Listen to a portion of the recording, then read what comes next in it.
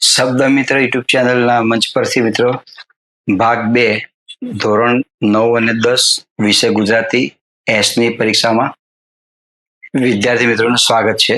151 પ્રશ્ન લે ખોટી સંધિ ઓળખો. અનુ વત્તા એષણા અન્વેષણા, વિ વત્તા અગ્ર વિગ્રહ, પરિ વત્તા આવરણ પર્યાવરણ, તથા વત્તા એવ તથૈવ. તો સાચું ઉત્તર છે બી, વિ વત્તા અગ્ર એ ખોટી સંધિ છે. તમારે સાચી લખવી હોય તો શું લખી શકાય તેને? તેને આર્ધ લખી શકાય વ્યગ્ર. 152 જે વ્યક્તિ દાવપેચ રમે અને છળ કપટમાં રાચે તેનું શરીર સાવ નિરોગી ન રહી શકે. રેખાંકિત સમાસનો પ્રકાર જણાવો. તત્પુરુષ, બહુરી, દ્વંદ્વ કે અવ્યયભાવ. તો સાચું તરાવે દ્વંદ્વ. દાવ અને પેચ, છળ અને કપટ આર્તનો વિગ્રહ બને છે. 153 મને યોગ્ય સમાસની રીતે ઓળખો. દશાનન, દ્વિગુ, પ્રાદિત તત્પુરુષ, બહુરી કે કર્મધારે. તો સાચું તરાવે બહુરી.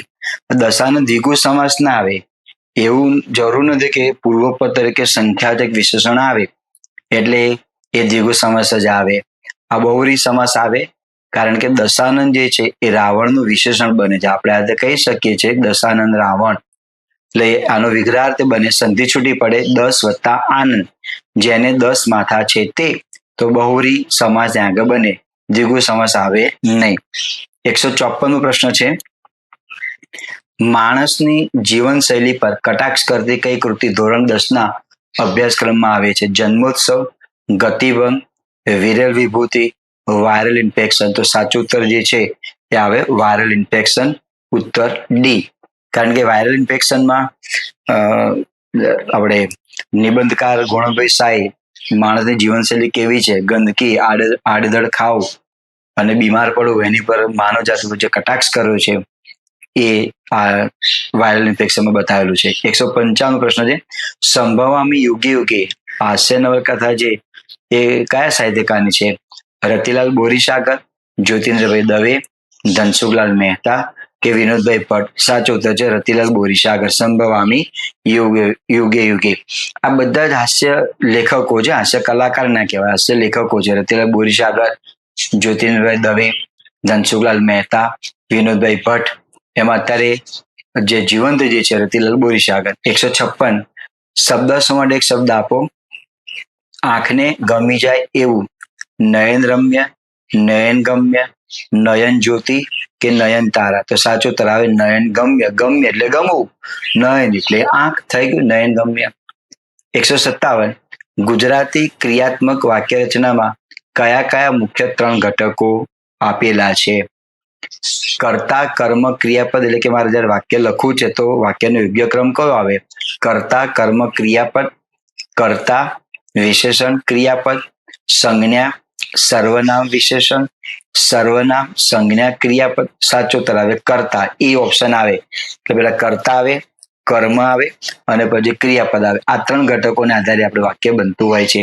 158 નીચે આપેલા જોડકામાંથી છંદ અને તેના બંધારણ માટે કયા જોડકા યોગ્ય છે? તો છંદનું કયું જોડકું ત્યાં બંધ બેસતો આવે છે? હરિણી, એનું બંધારણ છે ન સ મ ર સ લ ગા. શાર્દુલ વિક્રીડિત મ સ જ સ ત ત ગા. વસંતિલકા ત ભ જ જ ગા ગા. માલિની ન ન મ ય ય ય ય ય.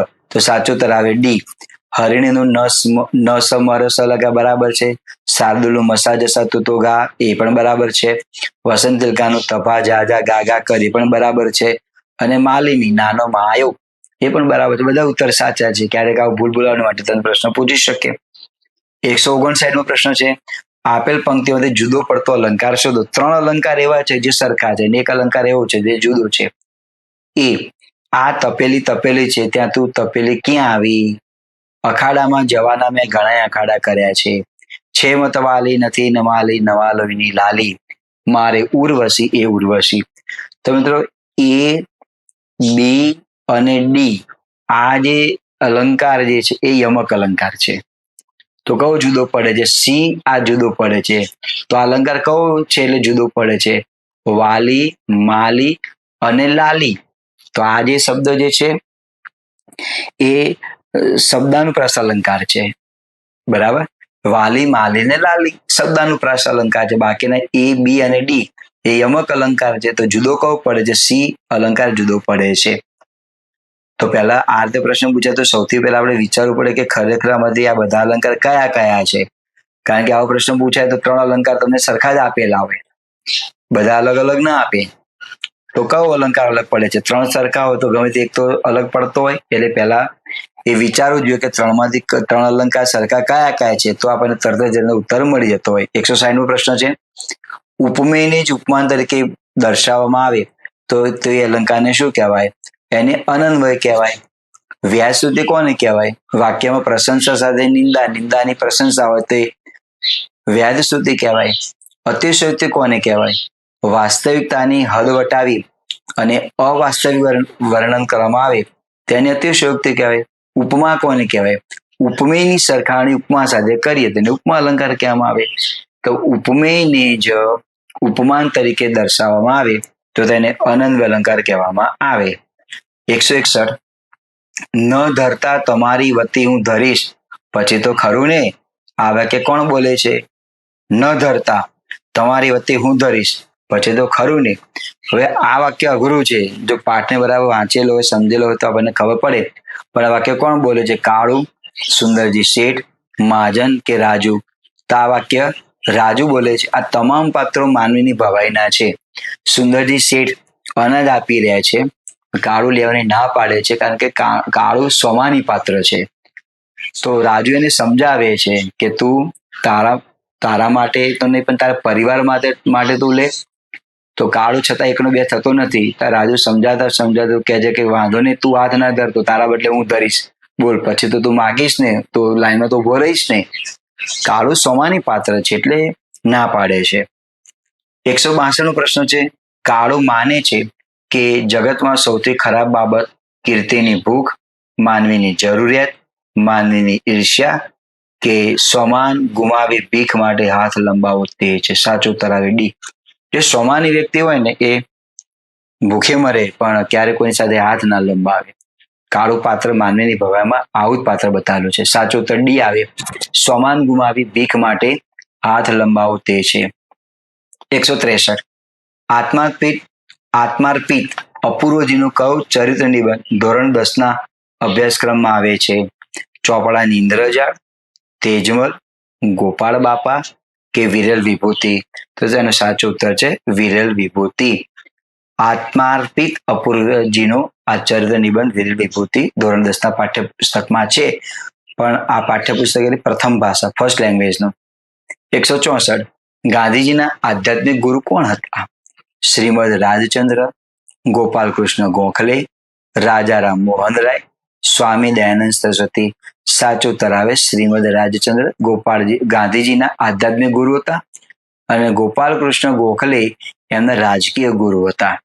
165મો પ્રશ્ન છે, નીચેના પૈકી કર્મણી વાક્યની રચના કઈ? મુન્નો દવા પીશે આ કર્તરી છે. માએ કુસુમાયુધને સુવડાવ્યો આ પ્રેરક વાક્ય છે. દાદાથી ઠંડા પાણીએ નવાય છે આ ભાવે વાક્ય છે. તો સી ઉત્તર જે છે કર્મણી વાક્ય છે. એક જમાનામાં કોઈ માંદું પડે તો ડાક્ટરને સજા કરવામાં આવતી. આ જે છે કર્મણી વાક્ય છે. 166, શ્રીમદ રાજચંદ્રે 3 દિવસના ટૂંકા ગાળામાં લખાયેલો ચિંતન ગ્રંથ કયો છે? એમને 3 દિવસના ટૂંકા ગાળામાં કયો ચિંતન ગ્રંથ લખ્યો? મોક્ષમાળા, પુષ્પમાળા, ચિંતનમાળા કે સ્ત્રી નીતિબોધક? સાચો ઉત્તર છે મોક્ષમાળા. એમને 3 દિવસના ટૂંકા ગાળામાં આ ચિંતન ગ્રંથ લખીને આપેલો. શ્રીમદ રાજચંદ્ર શતાવધાની કહી શકાય. તો એવા આ ગાંધીજીના આધ્યાત્મિક ગુરુ એમને 3 દિવસના ટૂંકા ગાળામાં મોક્ષમાળા ચિંતન ગ્રંથ લખ્યો હતો.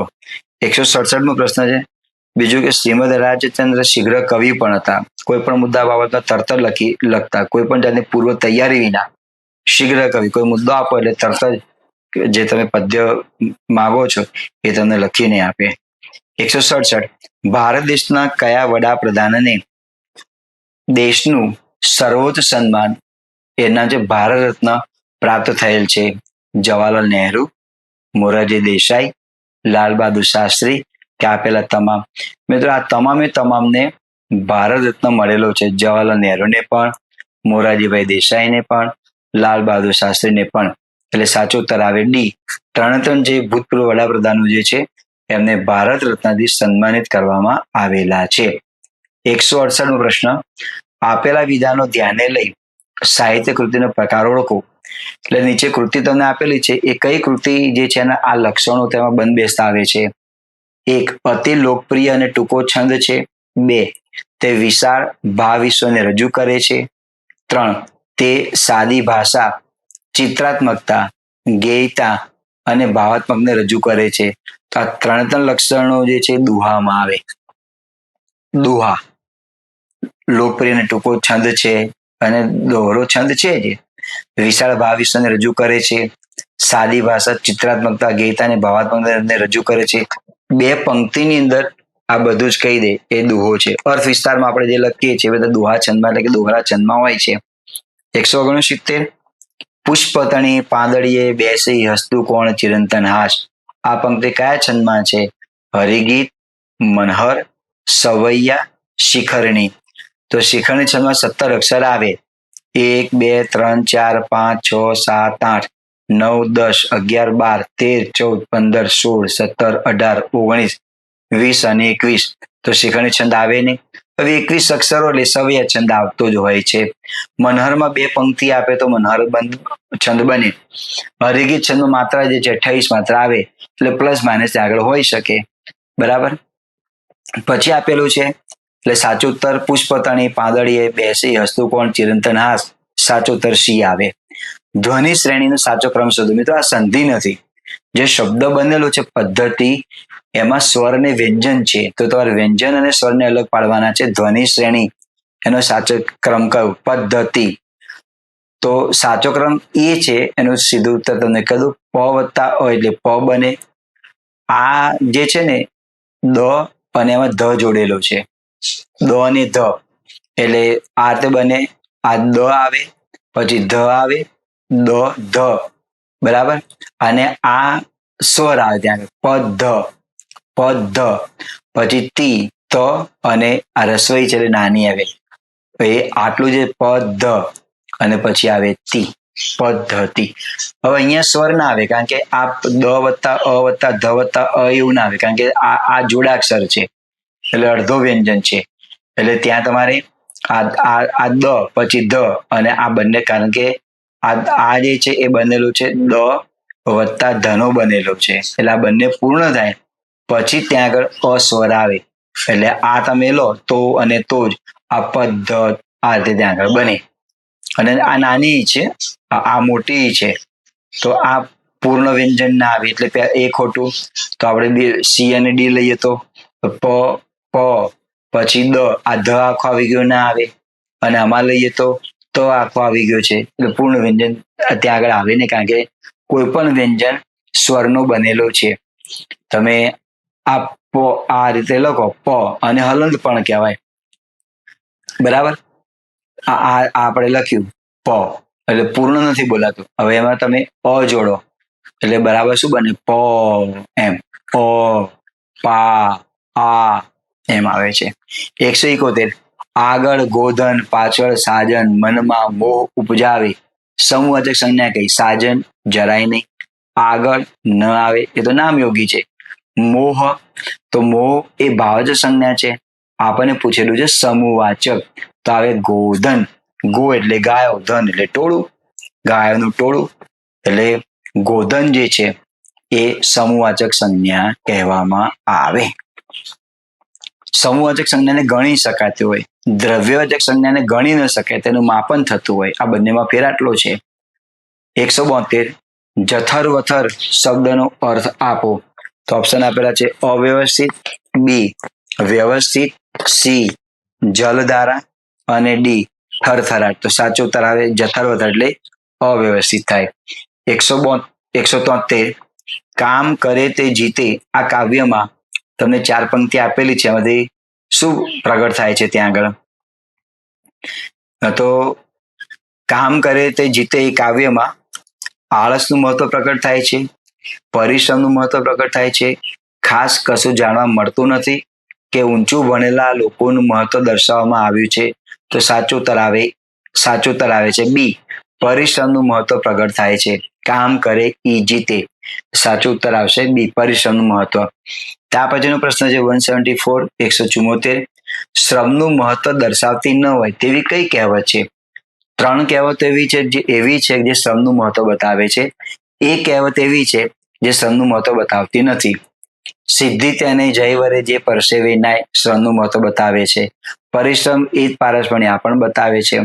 જે કામ કરે તેને સફળતા મળે આ પણ બતાવે છે. ડી એ પરિશ્રમનો મહિમા બતાવતું નથી કે પરિશ્રમમાં જ પાછળ રહેવું, તો એ પરિશ્રમને આળસ બતાવે છે, એટલે શ્રમનું મહત્વ બતાવતી નથી. 175 પ્રશ્ન છે મૂર્ધન્ય વ્યંજન કયું છે? મૂર્ધન્ય અથવા તો વર્ષ્ય વ્યંજન કયું? ક આવે તો ક એ કંઠ્ય વ્યંજન છે, ગળામાંથી બોલાય છે.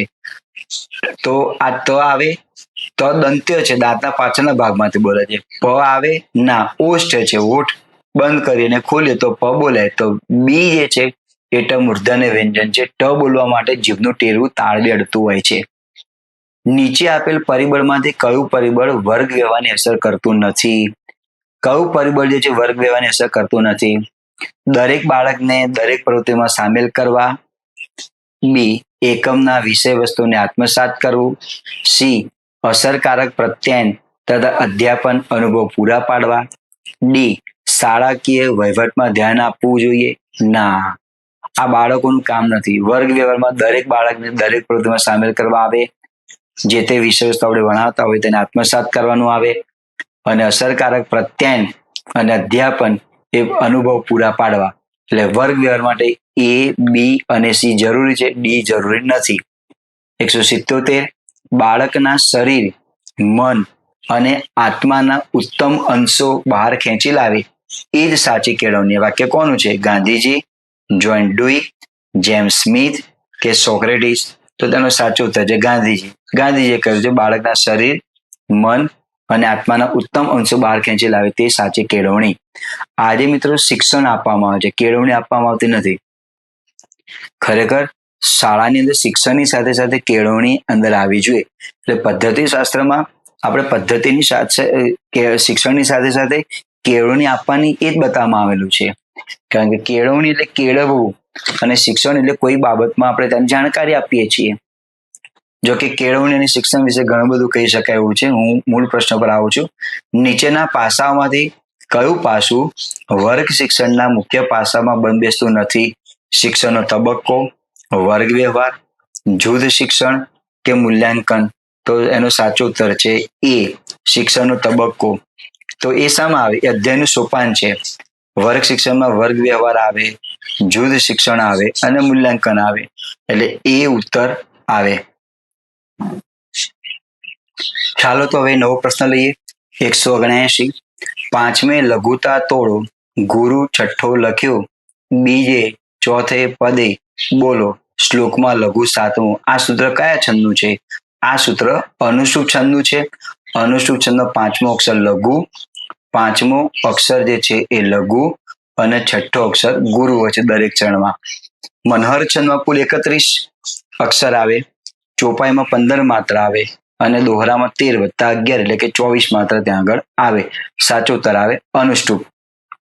180 પ્રશ્ન, લિંગ કે વચન અનુસાર જે સંજ્ઞાનું રૂપ બદલાય તેને કઈ સંજ્ઞા કહેવાય? વિકારી સંજ્ઞા કહેવાય. 181, નીચેનામાંથી કઈ પદ્ધતિ શિક્ષણની પદ્ધતિ નથી?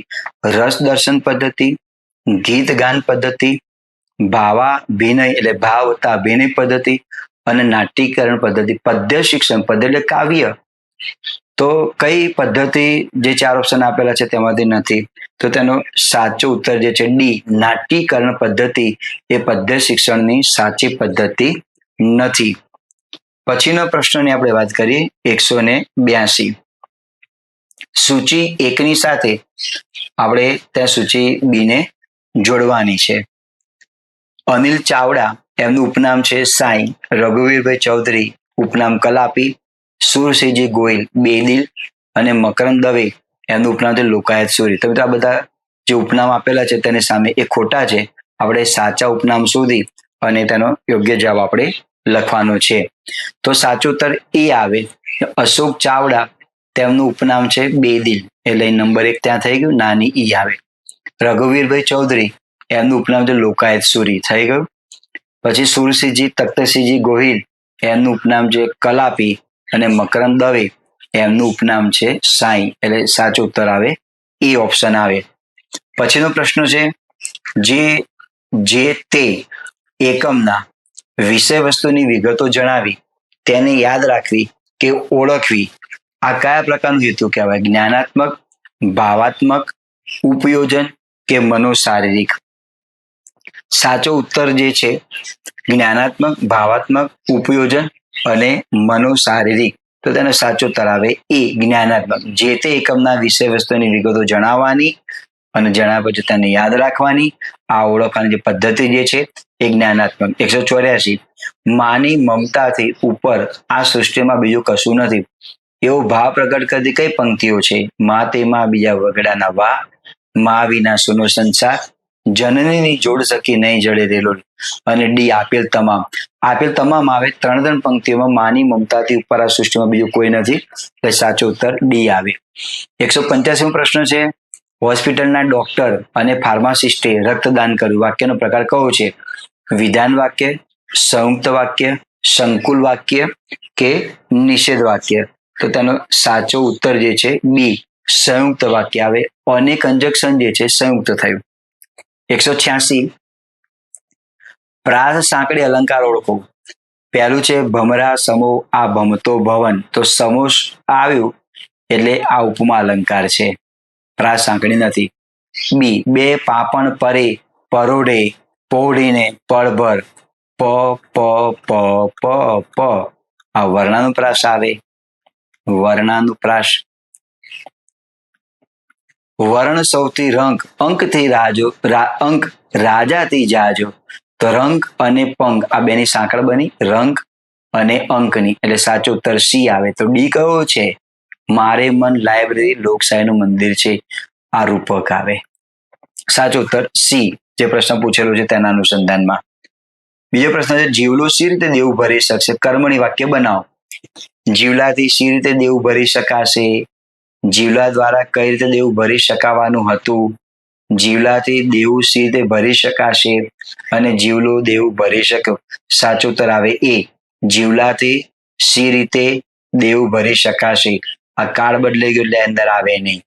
ભરી શકાશે, તો જીવલાથી દેવું સી રીતે ભરી શકાશે. અહીંયા જે છે અહીં પ્રશ્નાર્થ ચિહ્ન છે અને અહીંયા પૂર્ણવિરામ આપેલું છે, એટલે એ પણ ત્યાં આગળ આવે નહીં. જીવલાથી દેવું સી રીતે ભરી શકાશે. ઓપ્શન એ અને ઓપ્શન બી આપણને બંને સાચા લાગે છે, બરાબર છે, પણ પ્રશ્નાર્થ દૂર ના થાય. એ પ્રશ્નાર્થ છે એટલે પ્રશ્નાર્થનો ભાવ આવવો જોઈએ, અહીંયા પ્રશ્નાર્થ મૂકેલું નથી, એટલે એ રીતે વાક્ય એ રીતે પણ ખોટું છે. જીવલાથી દેવું સી રીતે ભરી શકાશે. પછી બીજું પણ તમે વિચારો તો કઈ રીતે ખોટું પડે છે વાક્ય? જીવલો સી રીતે, આ પ્રશ્નવાચક જે સર્વનામ જે છે પહેલા છે, અહીંયા પ્રશ્નાર્થક સર્વનામ પછી મૂકેલું છે સી રીતે, હા, અને દેવને આગળ મૂકેલું છે, એટલે આ બંને બાબતોને તમે ધ્યાનમાં રાખો તો ઓપ્શન સી એ ખોટું છે. ઘણા વિદ્યાર્થીઓને એવું લાગે કે ઓપ્શન સી સાચું નથી. ના, આ રીતે ઓપ્શન સી ખોટું બને છે. એક પ્રશ્નાર્થ નથી, બીજું કે પ્રશ્નાર્થક સર્વનામને આગળ પાછળ કરી દીધેલું છે માટે, અને જીવલો દેવું ભરી શકે ભૂતકાળમાં છે, તો સાચું વાક્ય છે, સાદું વાક્ય છે, વિધાન વાક્ય છે, એટલે કર્મણી વાક્ય ત્યાં આગળ નથી. સાચું ઉત્તર આવે એ. 188, વિશેષણની પહેલા આવતા વિશેષણને કયા પ્રકારનું વિશેષણ કહી શકાય? વિધેય, અનુવાદ્ય, વિકારી કે અવિકારી? તો સાચું ઉત્તર આવે છે બી, અનુવાદ્ય. અનુવાદ્ય એટલે પહેલા આવે અને વિધેય એટલે પછી આવે. વિશેષણની પહેલા આવતું જે વિશેષણ જે છે એને અનુવાદ્ય વિશેષણ કહેવામાં આવે. દાખલા તરીકે હું એમ લખું કે સુંદર બગીચો, સુંદર બગીચો, બરાબર. તો આ બગીચો જે છે સંજ્ઞા છે, એની પહેલા વિશેષણ આવ્યું તો અનુવાદ્ય કહેવાય. અને તમે પાછળ મૂકો બગીચો સુંદર છે, તો એને વિધેય કહેવામાં આવે. પેલા અનુવાદ્ય એટલે પહેલા અને વિધેય એટલે પછી. રાજુ અત્યારે રમૂજમાં ન હતો, રેખાંકિત સંજ્ઞાનો પ્રકાર દર્શાવો. જાતિવાચક, ક્રિયાવાચક, સમૂહવાચક કે ભાવવાચક. રમૂજ એટલે આનંદ ભાવવાચક આવે. 190. સમૂહવાચનના મુખ્ય પાસાઓ કયા કયા છે? શૈક્ષણિક લાભો, વાંચન સંસ્કૃતિ, સામાજિક પ્રવૃત્તિ કે આપેલા તમામ. તો તેનો સાચો ઉત્તર જે છે આવશે આપેલા તમામ. 191. બાળકના શારીરિક, માનસિક, શૈક્ષણિક અને સામાજિક વિકાસના તબક્કાઓનું નિયમિત અને ક્રમશઃ ચક્ર એટલે શું? વિકાસાત્મક આવર્તન, સાક્ષરતા આવર્તન, પદ્ધતિ આવર્તન કે ક્રમિક આવર્તન. તો તેનો સાચો ઉત્તર જે છે એ આવશે એ, વિકાસાત્મક આવર્તન. પછીનો પ્રશ્ન છે, બેન્જામિન બ્લૂમ એ જ્ઞાનાત્મક ક્ષેત્રના હેતુને કેટલા વિભાગમાં વહેંચ્યા છે? તો તે બેન્જામિન બ્લૂએ જ્ઞાનાત્મક ક્ષેત્રના હેતુઓને કુલ 6 ભાગમાં વહેંચેલા છે. સાચું ઉત્તર આવે સી. પછીનો પ્રશ્ન છે, વિશ્વ કવિતા દિવસ ક્યારે ઉજવવામાં આવે છે? 21મી ફેબ્રુઆરી, 21મી માર્ચ, 21મી જાન્યુઆરી કે 21મી એપ્રિલ. તો સાચો ઉત્તર છે બી, 21મી માર્ચે વિશ્વ કવિતા દિવસ ઉજવવામાં આવે છે. 194. ગરોળીથી ડરનારે રીંછને ડરાવાય. આ પંક્તિ કોણ બોલે છે? નરેન, કનોજ, મનીષા કે સલોની. સાચો ઉત્તર છે સી, મનીષા. 195. પૂર્ણથી ખંડ તરફ જવાનું સૂત્ર કોના સિદ્ધાંત પર આધારિત છે? તો સાચો ઉત્તર આવે છે એ, ગેસ્ટાલ્ટ.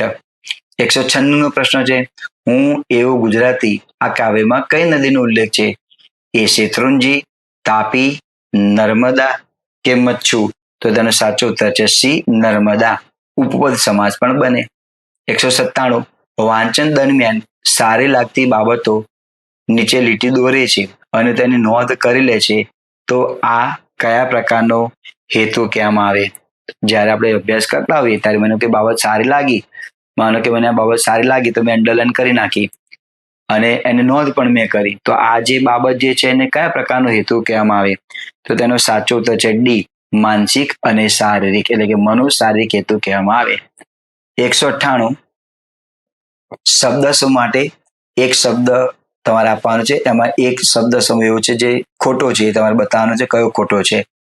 એ મુશ્કેલીથી મળે તેવો દુર્લભ, સૂત્રમાં કહેવાની લેખન રીતિ, સૂત્રાત્મક શૈલી, માણસોની અવરજવર વિનાનું વિઝન, એક સામટું વરસાદનું જોરભેર વરસતું સાંભેલા ધાર.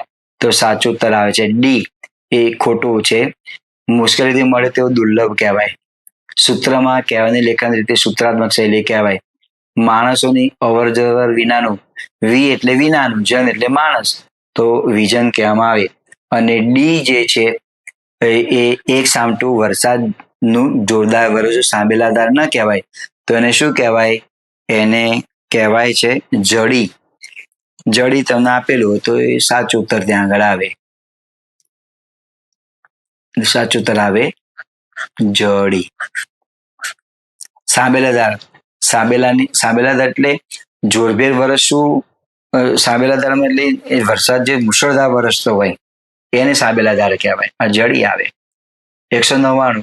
શ્યામલ શબ્દમાં કયો પ્રત્યય લાગેલો છે? પર પ્રત્યય, પૂર્વ પ્રત્યય, એક પણ નહીં કે મધ્ય પ્રત્યય. તો સાચો ઉત્તર છે એ, પર પ્રત્યય. શ્યામ જે છે એના પછી લ લાગેલો છે એ પર પ્રત્યય છે. અને અંતિમ પ્રશ્ન છે, ગીત અભિનય પદ્ધતિની મુખ્ય લાક્ષણિકતાઓ કઈ છે?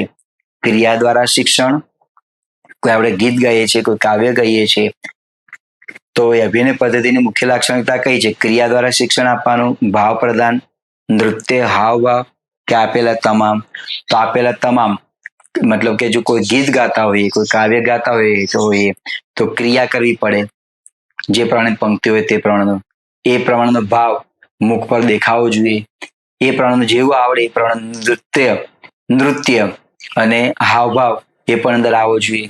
એટલે એ, બી અને સી આપેલા તમામે તમામ એમાં મિત્રો ત્યાં આગળ સાચા છે. તો આ રીતે ગુજરાતી ધોરણ 10 વિષય વસ્તુ સ્ટાર્ટ એસ માટેનો જે આ વિડીયો જે છે તે પૂર્ણ કરું છું.